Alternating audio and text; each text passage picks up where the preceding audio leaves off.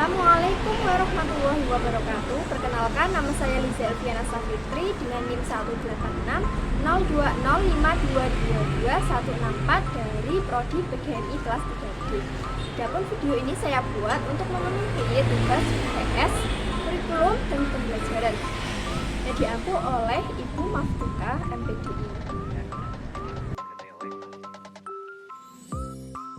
Langsung pada soal yang pertama, yaitu bagaimana kurikulum dapat disesuaikan dengan kebutuhan dan karakteristik siswa dalam konteks pembelajaran di sekolah. Dengan melakukan modifikasi atau adaptasi kurikulum, jadi kurikulum ini dimodifikasi sesuai dengan perkembangan anak dengan memperhatikan karakteristik, kebutuhan, juga tingkat kecerdasan. Di sini guru dapat mengklasifikasi tingkatan para peserta didik dengan menggunakan tes yang hasilnya dapat berupa tingkat mandiri antara nilai 80 sampai 100, tingkat pemberian perintah nilai 60 sampai 79, dan tingkat frustasi nilai kurang dari 50. Setelah diketahui level kesiapan individu tersebut, barulah kurikulum dimodifikasi, yakni dengan menyesuaikan isi kurikulum dari ekspektasi target kelas yang telah ditentukan. Sesuai dengan kebutuhan dan karakteristik peserta didik, kurikulum juga dapat disesuaikan dengan karakteristik peserta didik atau anak dengan mempertimbangkan gaya belajar anak yang berbeda-beda.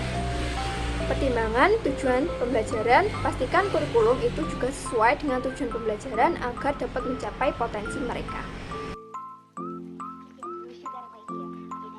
Soal yang kedua yaitu apa yang dimaksud dengan pembelajaran berbasis proyek dan bagaimana guru dapat mengintegrasikannya dalam kurikulum. Pembelajaran berbasis proyek menurut Daryanto dan Raharjo yakni model pembelajaran yang menggunakan masalah sebagai dasar pengumpulan dan menghubungkan pengetahuan baru berdasarkan pengalaman dan juga kehidupan nyata. Pembelajaran berbasis proyek ini meningkatkan kerjasama dalam kelompok karena dalam pembelajaran berbasis proyek ini menitikberatkan kepada kegiatan belajar bersama atau kerja kelompok dalam mengerjakan sebuah kegiatan atau proyek.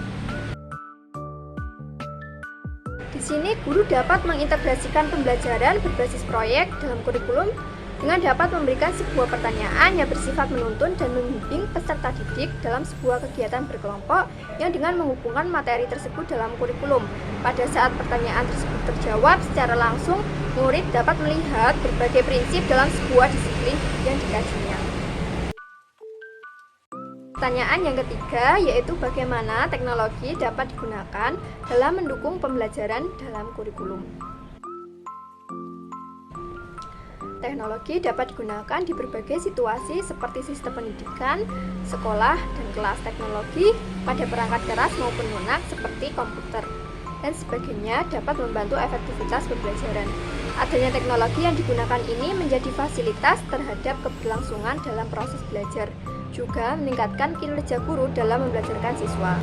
Contoh penggunaan teknologi dalam mendukung pembelajaran dalam kurikulum ini yaitu guru membelajarkan siswa dengan teknologi seperti LCD ataupun menggunakan Google Meet dan lain-lain. Di sini siswa akan lebih mudah memahami dan mempelajari materi atau isi pelajaran dan kegiatan pembelajaran pun akan terlaksana sesuai dengan tujuan. Soal yang keempat yaitu mengapa evaluasi kurikulum sangat penting dilakukan dan berikan contoh konkret evaluasi kurikulum. Adanya evaluasi kurikulum ini kita bisa mengetahui bagaimana atau apa saja yang sedang terjadi pada kurikulum yang harus diperbaiki atau dikembangkan. Dari hasil mengevaluasi tersebut, jadi dapat dilihat pentingnya evaluasi kurikulum yaitu sebagai upaya peningkatan pengetahuan peserta didik dan peningkatan kualitas isi pada kurikulum. Dengan hal ini dapat diharapkan kurikulum pun terus menjadi pedoman dalam melaksanakan kegiatan belajar mengajar agar kegiatan belajar mengajar menjadi maksimal. Selain itu, untuk memperbaiki rencana pelajaran yang mungkin tidak berjalan sesuai dengan rencana awal.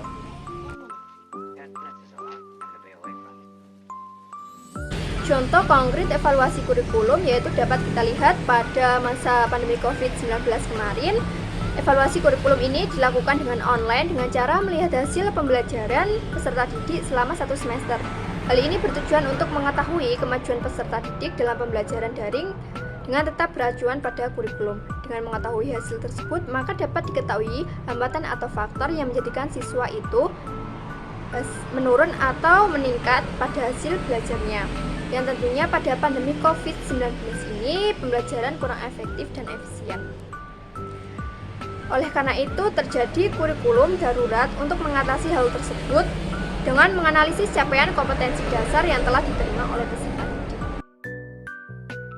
Yang terakhir, nomor 5, yaitu jelaskan dan berikan contoh konkret guru dalam melakukan penilaian dalam pembelajaran yang efektif. Penilaian dalam pembelajaran yang efektif merupakan proses pengumpulan dan pengolahan informasi untuk menentukan pencapaian hasil belajar peserta didik atau dalam rangkaian kegiatan untuk memperoleh, menganalisis, menafsirkan data tentang proses dan hasil belajar siswa yang dilakukan secara sistematis dan berkesinambungan sejauh mana siswa telah mencapai tujuan. Penilaian ini digunakan untuk menentukan apa saja yang telah siswa pelajari dan juga cara mereka mempelajari. Contoh konkret guru dalam melakukan penilaian ini biasanya dengan menggunakan tes tertulis seperti pada SEAN atau pilihan soal ganda. Dengan hal ini, guru dapat mengetahui hasil belajar siswa itu efektif atau tidak dengan cara mengkategorisasikan bahwa anak tersebut termasuk kategori cerdas, sedang, atau rendah. Sekian presentasi ujian tengah semester saya. Wassalamualaikum warahmatullahi wabarakatuh.